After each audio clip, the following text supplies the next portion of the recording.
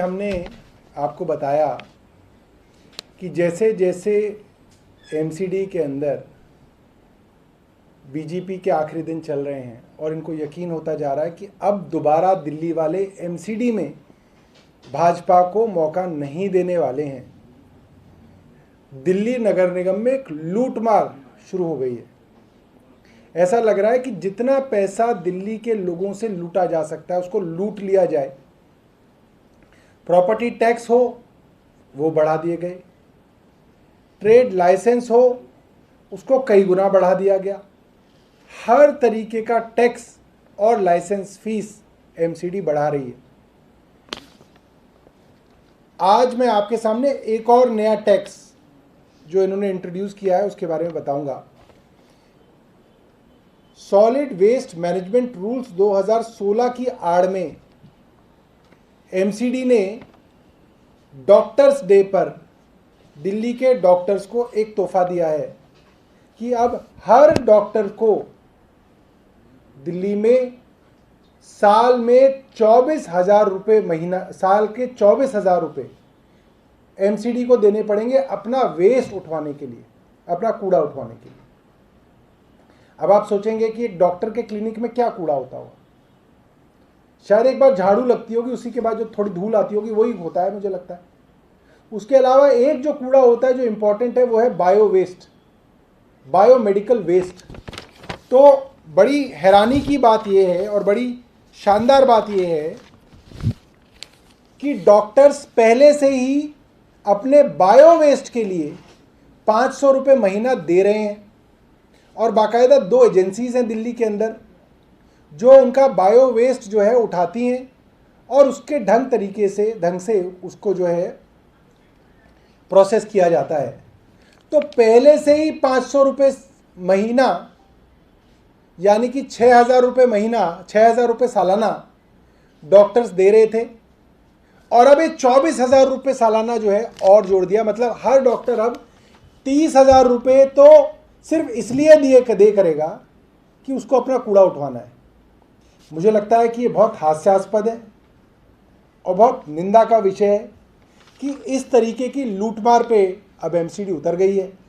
मैंने एक पहले भी प्रेस कॉन्फ्रेंस की थी कुछ महीने पहले जिसमें मैंने बताया था कि एमसीडी ने एक प्रोफेशनल टैक्स भी दिल्ली में पहली बार इंट्रोड्यूस कर दिया है, जिसमें ये हर प्रोफेशनल से, चाहे वो चार्टर्ड अकाउंटेंट हो, सीएस हो, इंजीनियर हो, आर्किटेक्ट हो, डॉक्टर हो, उस प्रोफेशनल से भी एक प्रोफेशनल टैक्स जो है वो लेना शुरू करेंगे।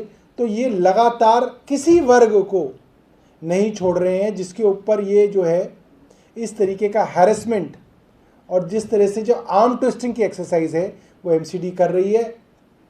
हम इसकी घोर निंदा करते हैं और मुझे लगता है कि एक आंदोलन जो आम आदमी पार्टी ने कल से शुरू किया है, जिसके अंदर आम आदमी पार्टी के पार्षद और आम आदमी पार्टी के कार्यकर्ता दिल्ली के हर बाज़ार में जा रहे हैं और वहाँ पर व्यापारियों से एक हस्ताक्षर कैंपेन के अंदर उनसे हस्ताक्षर ले रहे हैं, सिग्नेचर कैंपेन करा रहे हैं कि इतने सारे टैक्सेस और लाइसेंस फीस जो बढ़ाई हैं एमसीडी ने, उससे व्यापारी की कमर टूट गई है और एमसीडी उसको वापस ले। ये जो टैक्स जो जिसके बारे में मैंने आपको बताया कि जो वेस्ट मैनेजमेंट के नाम पे 2,000 रुपये महीना और 24,000 रुपये सालाना की जो फीस बढ़ाई है, ये अभी फ़िलहाल ईस्ट एमसीडी ने बढ़ाई है। मगर इनका इसी तरीके से चलता है, पहले एक नगर निगम करता है फिर चुपके से फिर बाकी सारे नगर निगम भी उस तरीके की फ़ीस करते हैं। आपका पास अगर कोई प्रश्न है तो आप पूछ सकते हैं। बहुत बहुत धन्यवाद। आज बीजेपी की तरफ से प्रोटेस्ट हुआ है बस खरीद को लेकर के, क्या है मामला ये? मेरे को एक पत्रकार बता रहे थे, उन्होंने ट्वीट भी किया कि कोरोना की तीसरी लहर से पहले बीजेपी ने एक इंटरनल सर्वे कराया था और उसमें इनकी करीब 75 सीटें आ रही थी दिल्ली में 272 में से, और कोरोना के बाद इन्होंने दोबारा एक इंटरनल सर्वे कराया है, उसमें इनकी 272 में से 45 सीटें आ रही। तो आदेश गुप्ता के ऊपर बहुत प्रेशर है ऊपर से कि तुमने बचा कुचा भी कबाड़ा कर दिया। तो इस तरीके की जो है मतलब नॉन इश्यूज़ को लेके जो है इस तरीके की चीज़ें कर रहे हैं। बीच में उन्होंने मुझे लगता है कि ऑक्सीजन को लेके उन्होंने कुछ धरना वगैरह किया था, सारी गलती उनकी सरकार की और धरना कर रहे थे वो। तो इस तरीके के नॉन इश्यूज़ जो है बीजेपी जो है उठा रही है, क्योंकि उनको जो है ऊपर से काफ़ी उनके साथ कड़ाई की जा रही है कि आपके जब से आपका नेतृत्व आया है बीजेपी जो है फिसलती चली जा रही है। धन्यवाद। जी मैंने भी देखा कि जो सफ़ेद बैकग्राउंड था उसकी जगह येलो लिया है उन्होंने, तो हो सकता है इससे जो है और अच्छा माहौल बने। आगे वाले चुनावों को लेकर के पेट्रोल के दाम आज भी बढ़ गए हैं। और पीली सरसों है किसानों की। सर, पेट्रोल डीजल के दाम भी लगातार बढ़े, महंगाई भी बढ़ रही है, इस पर क्या कहेंगे? कांग्रेस केंद्र और दिल्ली सरकार दोनों को दे दो इस पर। देखिए कांग्रेस के साथ भी कोई विषय है, वहाँ अनिल चौधरी हैं। तो पेट्रोल डीजल के दामों की वजह से सब चीज़ों के दाम बढ़ रहे हैं। आप देखिए कल अमूल दूध के दाम 2 रुपये प्रति लीटर बढ़ गए। दालों के दाम भी अगर जो लोग खुद खरीदारी करते होंगे तो उनको पता होगा दालों के दाम भी पिछले 4-6 महीने के अंदर बहुत ज़्यादा बढ़ गए हैं। और काम धंधे लगभग चौपट हो रहे हैं लोगों के, बहुत सारे लोगों की नौकरियां चली गई हैं। क्योंकि मैं एक विधायक के तौर पे जब ऑफिस पे बैठता हूँ ढेरों लोग आ रहे हैं कि नौकरियां नहीं हैं, नौकरियां जिनकी चल रही थी उनकी नौकरियां चली गई हैं। तो काफ़ी संकट का समय है। हम तो केंद्र सरकार से यही कहेंगे कि कुछ तो इसके ऊपर करें। और पता नहीं क्या बदल गया है पिछले 6 सालों में, अब ये मुद्दे ही नहीं रहे। कोई पेट्रोल डीजल की बात व्हाट्सएप के ग्रुप्स पे भी नहीं होती, मैंने देखा कि वरना जो है किसी चीज़ पे अगर करते थे तो व्हाट्सएप ग्रुप्स पे चर्चा होती थी। अब कोई व्हाट्सएप ग्रुप्स पे अगर कहता है कि पेट्रोल डीजल के दाम बढ़ गए हैं तो कोई बीजेपी का आदमी कहता नहीं ये देश हित में हो रहा है, ये होने तो मोदी जी अच्छा कर रहे हैं। तो क्या है किसी तरीके से इस बात को दबाने की भी पूरी कोशिश जो है लगातार चल रही है कि कोई इसके ऊपर चर्चा ना करे, जैसे कोरोना पे कोई चर्चा ना करे, जो मर गए उनके ऊपर कोई चर्चा ना करे।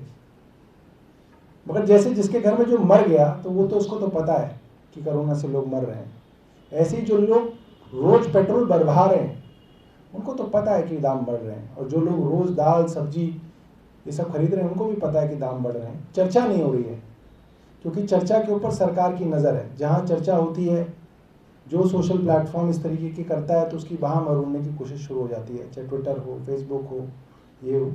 मगर इस सब का खामियाजा जो है राज्य के चुनावों के अंदर भाजपा को जो है भुगतना पड़ सकता है।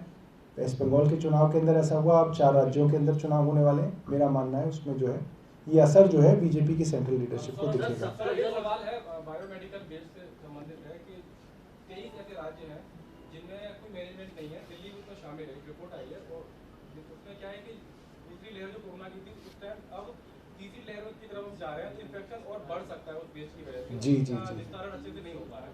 जी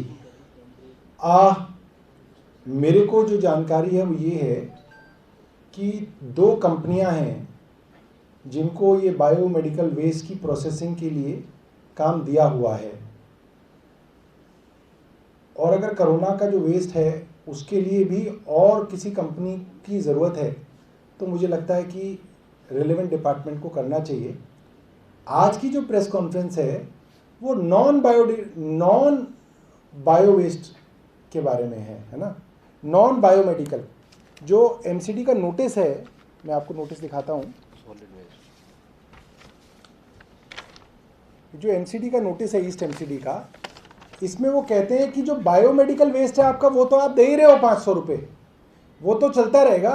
बायोमेडिकल वेस्ट के अलावा जो आपका सॉलिड वेस्ट है डॉक्टर के क्लिनिक से, उसके लिए आप जो है 24,000 रुपये सालाना दो। तो ये बड़ी हैरानी की बात है। आप सब लोग भी डॉक्टर्स के क्लिनिक्स वगैरह में जाते हैं, भाई डॉक्टर के यहाँ क्या वेस्ट होता है? छोटी पट्टी, किसी की अगर 10-20 मरीजों में से किसी एक मरीज को पट्टी करनी होती है, उसकी रुई का वेस्ट होता है, वो बायोमेडिकल वेस्ट हो गया। सुई सिरिंज वगैरह का वेस्ट होता है, वो भी बायोमेडिकल वेस्ट हो गया। उसके अलावा डॉक्टर के यहाँ तो ऐसा कुछ है ही नहीं, कोई कोल्ड ड्रिंक नहीं, कोई समोसा बर्गर नहीं, कुछ नहीं होता वहाँ तो कोई ऐसा वेस्ट निकलने का कोई मतलब ही नहीं है। अगर आप उससे भी आप 2,000 रुपये और 24,000 रुपये सालाना लेंगे तो इन सब चीज़ों का देखिए, आपने दुकानदारों के ऊपर उनका जो ट्रेड लाइसेंस था वो 3 गुना, कई जगह 7-17.5 गुना इतने तक बढ़ा दिया। तो उसका फर्क तो आपके ऊपर ही पड़ेगा। दुकानदार आपको घर से कोई ना देगा, दुकानदार उस चीज़ के अंदर अपना मार्जिन बढ़ा देगा जो चीज़ बेच रहा है, और उसी सबसे महंगाई भी बढ़ रही है। तो ये है, मेरे को इसके बारे में एग्जैक्ट नहीं पता कि कितनी कंपनीज है, प्रॉब्ली जो डिपार्टमेंट देख रहा है उसको करना चाहिए। और कोई है क्या? सर, सफदरगंज अस्पताल के 300 नर्स को आज नौकरी से निकाल दिया गया है, जिसको लेकर आज केंद्रीय स्वास्थ्य मंत्री हर्षवर्धन के बाहर भी प्रदर्शन किया गया। इसको लेकर सर आप देखिए, बहुत दुख की बात है, बड़ी गंभीर बात है, इसलिए क्योंकि ये समय तो वो है जिसके अंदर और ज़्यादा से ज़्यादा नर्सेज को आपको लाना है, और ये लगभग सभी सरकारी अस्पतालों के बारे में मैं कह सकता हूँ, सभी सरकारी अस्पतालों को डॉक्टर्स और नर्सेज की ज़रूरत है। ऐसे समय में नर्सेज को निकालना जो है क्रूरता तो है ही, मुझे लगता है कि एक मिसमैनेजमेंट भी है। डॉक्टर हर्षवर्धन अब सुनते नहीं है, ज़्यादा से ट्वीट करते हैं, तो मगर फिर भी मैं उनसे ये कहूँगा कि इसके ऊपर वो दोबारा विचार करें, उन नर्सेज के परिवारों के बारे में सोचें, ऐसे संकट की घड़ी में उनके साथ वो सहानुभूति दिखाएं। सर, एक सवाल है, आगे वाले चुनावों को देखते हुए ओवैसी जी कह रहे हैं कि वो भी यूपी में चुनाव लड़ेंगे, तो कैसे देखते हैं, यही कंपटीशन आपके लिए और बढ़ गया है? नहीं, ओवैसी जी तो कई जगह चुनाव लड़ चुके हैं, तो कोई बहुत गंभीरता से लोग उन्हें नहीं देख रहे हैं, और कोई ऐसा वोट शेयर भी उनका नहीं आ रहा है, तो ऐसा कोई खास फर्क मुझे नहीं लगा कि अभी तक के जो चुनाव लड़े उन्होंने, उनकी वजह से कहीं पे आया है।